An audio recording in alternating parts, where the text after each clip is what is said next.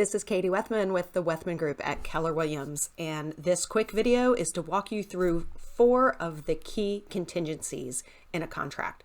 So there are lots and lots of contingencies that we could be using, but there are 4 main ones that we most frequently see. And those are condo and HOA doc review, home inspection, financing, and appraisal. Now, the condo and HOA doc review only applies, obviously, if you're buying a property that's within a condo association or an HOA.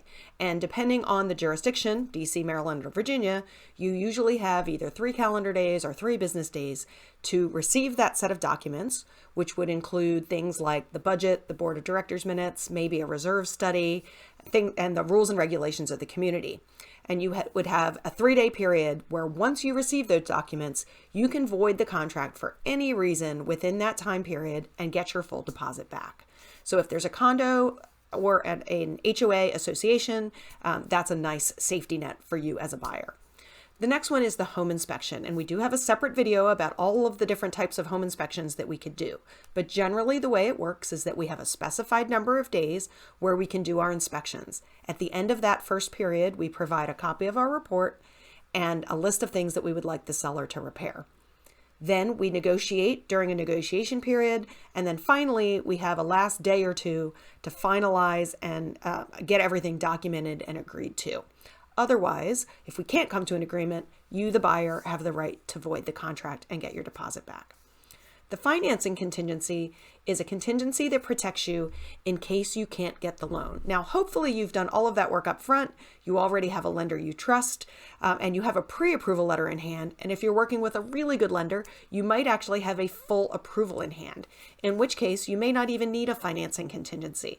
But the financing contingency is typically somewhere between 7 and 21 days, and it gives you a chance to get all of your loan paperwork in order and get your loan all the way through underwriting and fully approved. The last contingency that is very common is the appraisal contingency. And with an appraisal contingency, the bank will coordinate sending an independent appraiser out to the property who will write a report with his judgment of what the value of that property is. So hopefully it's similar or exactly the same as the price we just agreed to pay in our contract. If it's that price or higher, then great. The property has appraised and we go forward. But if he comes back and thinks that the property is worth less, and there could be a number of reasons why he thinks it's worth less, but if that's the case and we have an appraisal contingency, then we have the opportunity to renegotiate the price with the seller. Now, the seller doesn't have to drop the price, but we also don't have to agree to pay more. We negotiate what the final price is going to be because someone needs to make up that difference because the bank is not going to fund it. So either the seller needs to come down in price, the buyer needs to come up in price, or some combination of the two. And we have a period of time in the appraisal contingency that we negotiate for that.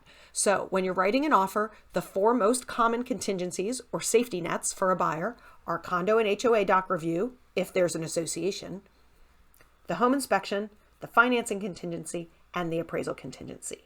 There are a number of other contingencies that we might include based on the seller situation and on your situation, but those are the 4 that are most common when we're writing an offer.